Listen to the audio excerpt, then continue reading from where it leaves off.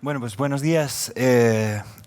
Primero agradeceros la invitación, ¿no? Me parece un lujo escucharos y compartir escenario con filósofos y con psicólogos y neurocirujanos. Yo la verdad es que cuando me contaron la temática de hoy, que nos hace humanos, yo sinceramente tuve que preguntarme si yo como publicitario tenía algún tipo de legitimidad para estar hoy aquí hablándoos, ¿no? Porque el mundo de la publicidad, y yo no culpo a nadie, lo comparto en cierto modo, creo que es un mundo bastante denostado, ¿no? La publicidad en gran medida muchas veces es invasiva, repetitiva, cansina, ¿no? Nos interrumpe cuando queremos ver otra cosa. Y en su gran mayoría es así, ¿no? Esta es la publicidad que vemos todos los días. Ahora, los que amamos esta profesión, como yo, pues estamos convencidos de que hay otro tipo de publicidad, ¿no? Y de que hay una manera en la que las marcas se comunican con las personas y que puede estar llena de sorpresa y de valores y de empatía y de generosidad, ¿no? Hace poquito hubo un periodista que me quiso hacer un artículo y tuvo que poner este título que no me hace sentir muy orgulloso, ¿no? Decía, en la mente del hombre que nos hace llorar cada Navidad. Yo en mi defensa tengo que decir que yo no soy yo solo, evidentemente. He tenido siempre la suerte de rodearme de muchísima gente muy, muy talentosa y la verdad es que juntos creo que sí que hemos sabido construir historias que han llegado al corazón de las personas y que han dejado un recuerdo, ¿no? Quizá recordéis alguna de ellas, pero bueno, nosotros hicimos muchos de los anuncios de la lotería de Navidad cuando cambió, no sé si recordáis, hubo un momento en el que hubo un fiasco terrible con Montserrat Caballé y con Rafael y pues justo después vinimos nosotros. Y es curioso porque de pronto yo creo que fuimos capaces de contar una cosa muy bonita, ¿no? Que es que por encima de ganar un premio había algo mucho más importante, que era compartir con los demás ese premio, ¿no? Que de nada sirve ganar si no tienes a alguien con quien compartirlo, ¿no? Posteriormente hicimos algún anuncio como el de Rua Vieja, en el que le recordamos a la gente que nuestros seres queridos es lo más importante de nuestra vida, ¿no? Y que no podemos olvidar que esa vida es finita y que al final se nos pasa y que muchas veces no les dedicamos el tiempo que deberíamos dedicarles, ¿no? Y hemos escuchado algunas historias preciosas acerca de esto. Y bueno, si lo pensáis un poco, todos estos trabajos que fuimos desarrollando tienen un denominador en común, ¿no? Y ese denominador en común es la emoción. La campaña de Rua Vieja consistió en hacer que la gente reflexionara sobre este hecho, ¿no? Sobre el hecho de que muchas veces en la vida vamos a semejante velocidad que no nos paramos a darnos cuenta de que nuestro tiempo es finito, ¿no? Y de que muchas veces no se lo estamos dedicando a aquello que realmente es importante para nosotros, ¿no?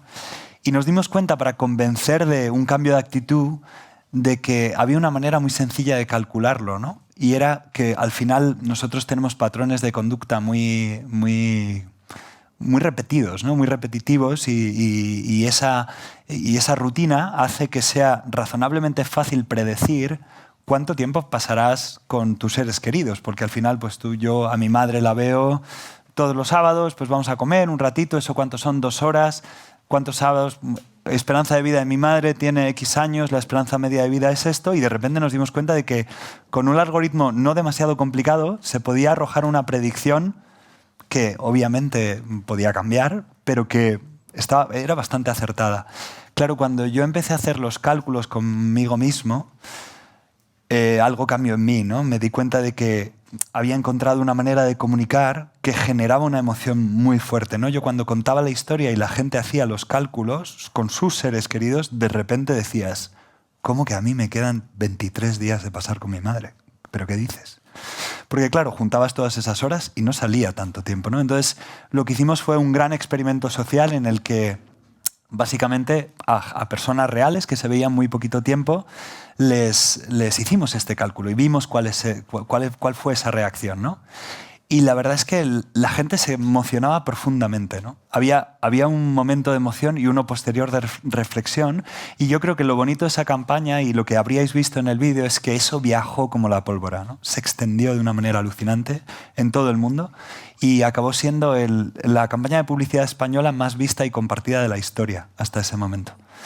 Y no solo eso, sino que yo creo que dejó un recuerdo y un pozo. Algo quedó porque yo pude vivir momentos muy especiales, como conocer de primera mano que hubo gente que compró billetes de avión para ir a viajar a ver a un ser querido, ¿no? Justo después de ver la campaña. O un director de arte de mi agencia consiguió que sus padres que vivían en una ciudad se trasladaran a otra ciudad a vivir con sus abuelos que ya estaban muy mayores, ¿no? Cosa que no habían, que estaban como decidiendo hacer, pero y esos cambios actitudinales tan fuertes a mí me hicieron pensar que en el fondo había un denominador común que es la emoción, ¿no? Todas estas campañas tienen este pilar entre sí, que es la emoción.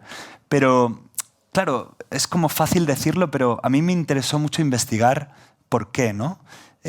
¿Esto tiene algún tipo de función? ¿Para qué sirve la emoción, ¿no?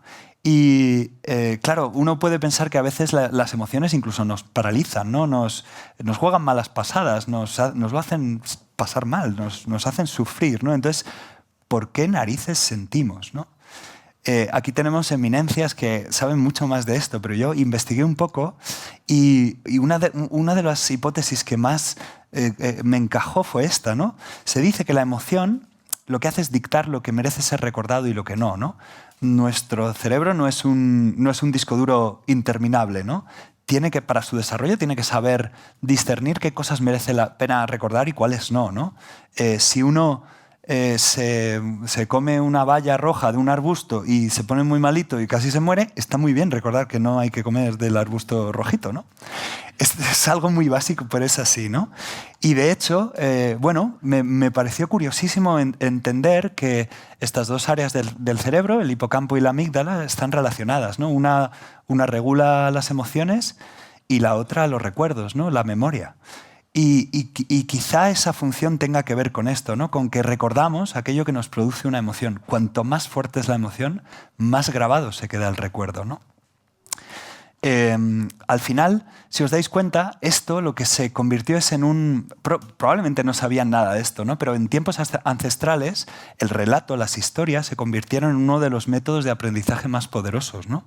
¿Por qué? Pues porque, claro, en vez de contar qué arbusto era el que no había que comer, pues los chamanes contaban la historia de aquel niño que desobedeció a su padre y entonces comió del arbusto prohibido y entonces aquello generaba una conmoción en la audiencia que hacía que ese recuerdo se quedara grabado, ¿no? Y entonces gracias a eso aprendíamos cosas.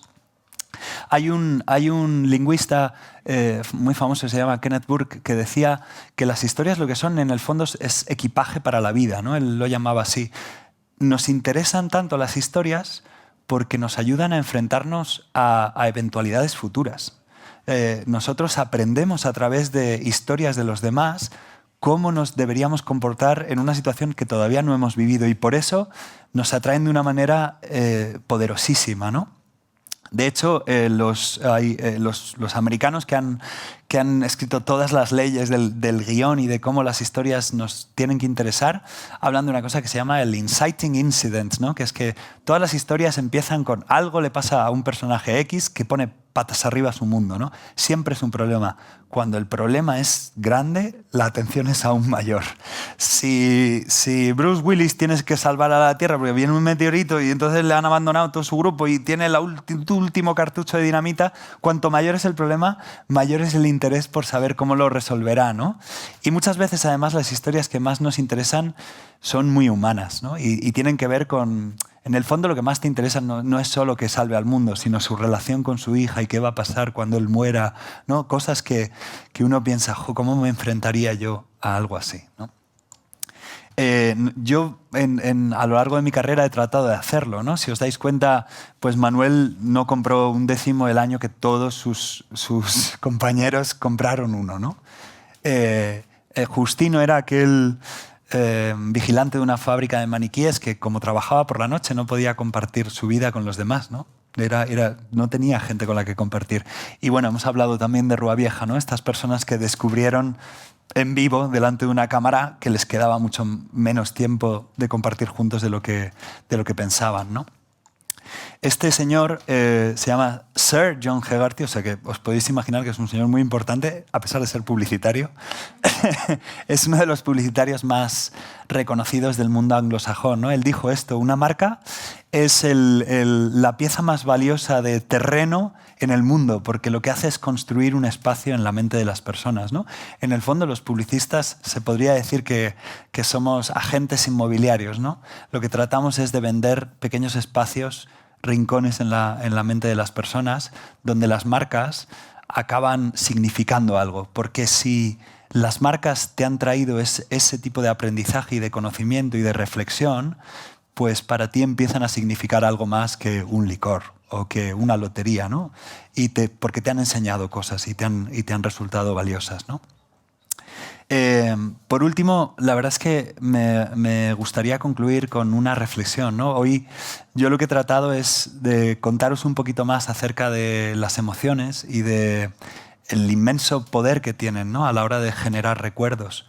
Yo lo uso en mi profesión, pero a mí me parece muy interesante el pensar que si en alguna ocasión tenéis algo que para vosotros es importante y que queréis que deje huella, queréis ser escuchados, escuchadas en vuestra vida personal, en vuestra profesión, yo os apelo a que lleguéis al corazón de la gente, a que apeléis a la emoción, porque así generaréis recuerdos imborrables. Hoy para mí ha sido un regalo escuchar a Pablo, porque me ha conmovido y yo creo que me va a costar olvidarme de la historia de su hermana.